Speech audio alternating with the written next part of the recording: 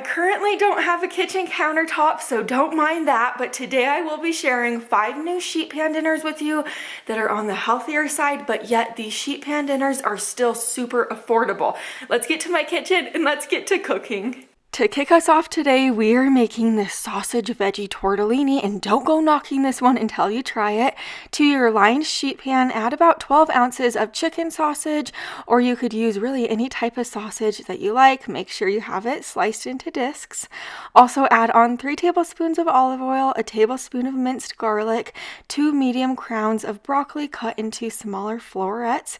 Then add on your 19-ounce bag of frozen cheese tortellini, followed by a half a cup of Parmesan cheese, then a half a teaspoon of salt and pepper. Give this a really good, super duper good stir. You kind of want everything coated in the oil and the seasonings. This is going to bake in a preheated oven to 400 degrees for about 15 minutes. After 15 minutes of baking, you're going to want to remove it from the oven. You're going to want to give it a stir to kind of like turn everything over.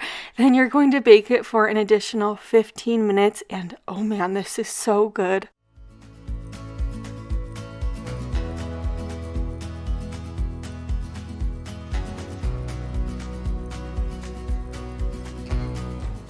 Here's what dinner's looking like. You could of course use different vegetables, you could use more vegetables, different sausage. You could really make this your own so easily.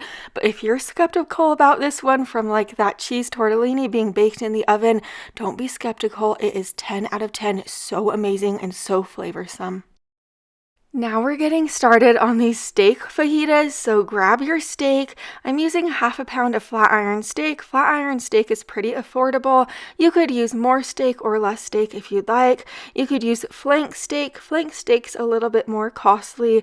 Sirloin steak is another great affordable option for steak, but just slice your steak against the grain, just like this. I also want to mention, if you don't want to use steak, you could use chicken for this recipe. You could use shrimp. You could really use anything that you like, but slicing your steak against the grain makes your steak extra tender. Now onto your sheet pan lined with parchment paper, slice your red onion, yellow bell pepper, red bell pepper, and then add your steak right onto that pan. Next, juice 1 lime onto the pan, then add your 2 tablespoons of fajita seasoning, just sprinkle it right over the top. Then add 3 tablespoons of olive oil on and stir to coat everything in the oil and the seasonings.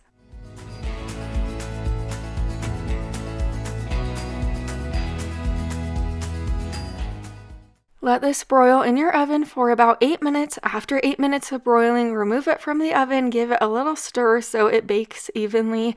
Then you're going to let this broil in your oven for about 8 more minutes, and that is all you have to do with this recipe. Just fill your tortillas or your rice bowls with the steak and vegetables. It really can't get any easier than that. Also, you will find this recipe on page 99 in my cookbook. It's in the sheet pan section. I really love this section, but I have 8 different sections in my cookbook and over 100 recipes. And then just top your tortillas or your rice bowls. You could top them with shredded cheese, sour cream, cilantro, lime, really anything that you love. Go ahead and top them with, and then you could serve these up. My husband absolutely loves whenever I make these steak fajitas. I've been making them like this for years, and broiling them in the oven like that makes the steak super crispy on the outside and tender on the inside. We absolutely love them, and you need to give them a try. Now we're making this Italian chicken and vegetables. I have about 1.5 pounds of chicken breasts on my sheet pan. I have my sheet pan lined with parchment paper just for easy cleanup. Onto my sheet pan, I also added 2.5 cups of fresh trimmed green beans, 1.5 cups of cherry tomatoes, 2 medium zucchinis that I sliced into half moons. Then I added on a dash of salt and pepper, then 3 tablespoons of olive oil. Now I'm adding on 1/4 cup of balsamic vinegar. Then you're going to add a teaspoon of garlic powder and 2 teaspoons of Italian seasoning. This recipe is also on page 95 in my cookbook, and in my cookbook it says to let it marinate for an hour. I didn't have that time to let it marinate that day when I was making this meal, so I skipped the marinating, which is totally fine. If you don't have time to let yours marinate, certainly don't feel like you need to, but just give this a stir and let it bake in your oven on 425 degrees for about 30 minutes or until the chicken's cooked through.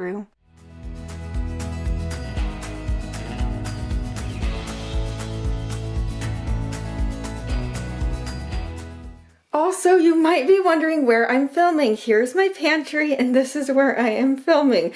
So I completely redid my pantry. If you remember, I shared a video quite a while ago of like my pantry, and it did not look like this at all. We added cabinets, countertop, which I am so thankful we did. I've been wanting to do this for a really long time, so yeah, so thankful that we were able to do it now. I added like a cabinet for my tripods and my broom, but yeah, here is where I'm filming right now. And the reason why I'm filming right here is because my kitchen. So let me show you my kitchen now. Here is my kitchen. As you see, no countertop at all.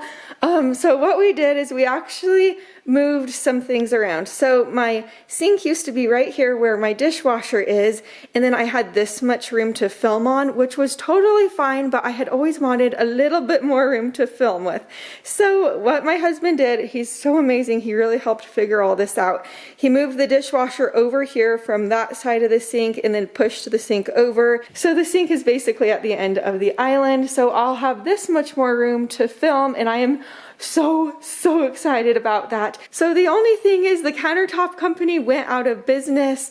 So we've kind of been waiting for a couple weeks now on the countertop. We're thinking we're gonna get it next Friday. So hopefully we do, but if not, it's okay. We've been doing the dishes in the bathroom sink and it's been totally fine. Not a big deal at all, but I just wanted to share this with you guys. I'm so excited. Now let's get back on with the recipe.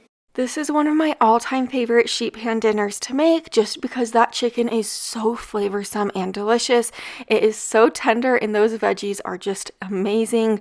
You could also make this with different veggies. This is also a great sheet pan dinner if you want to meal prep it for lunches or dinners for the week. It's amazing.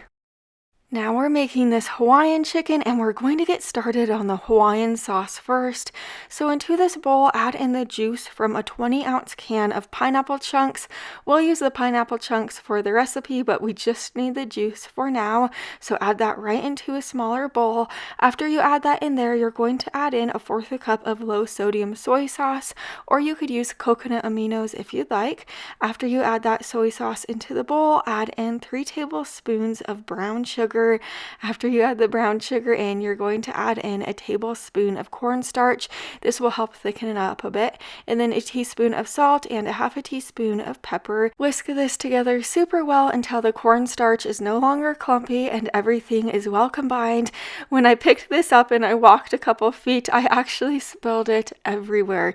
It went flying and it got all over everything. And when I say everything, I mean it. It seriously spread like crazy. I can't believe I did it. So I redid that sauce recipe, but I made it with water instead of like the pineapple juice because I was all out of the pineapple juice from that can. Anyway, to my lined sheet pan with parchment paper, I added my 1.5 pounds of cubed chicken breast, a diced red and yellow bell pepper, my drained can of pineapple chunks, the Hawaiian sauce that I remade with water instead of the pineapple juice. And then I added 1 red onion that I diced, a teaspoon of salt, 1/2 teaspoon of pepper. Then give this a really good stir. If you ever spill anything in your kitchen or you do something wild, don't feel bad because I often do it too. Just bake this in a preheated oven to 375 degrees for about 35 minutes. That sauce will kind of get sticky. We served this with rice with crushed red pepper flakes and sesame seeds over the top. This Hawaiian chicken is so good, and if you're a pineapple fan, you will absolutely love this. It is so flavorsome. Now we're making these Greek chicken thighs and potatoes. So on a sheet pan that I have lined with parchment paper, I'm just adding on about 1.5 pounds of russet potatoes that I cut into smaller pieces. I also added on 2 tablespoons of minced garlic, 3 tablespoons of olive oil. Now I'm adding on my 4 bone-in skin-on chicken thighs, or you could use boneless, skinless if you'd prefer that. I also added on my lemon juice, followed by a tablespoon of dried oregano, 2 teaspoons of salt, 2 teaspoons tablespoons of dried rosemary, 1 teaspoon of black pepper, and then give this a stir to coat everything in the oil and the seasonings. Next, add on your half a cup of chicken broth and bake this in a preheated oven to 425 degrees for about an hour.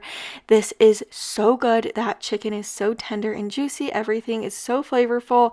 Those potatoes are so tender as well. I do want to let you know this is the last week I'm signing every single cookbook order, and I have the additional discount applied. I would love to have you over here, so make sure you're subscribed, and I'll see you in the next video. Bye for now.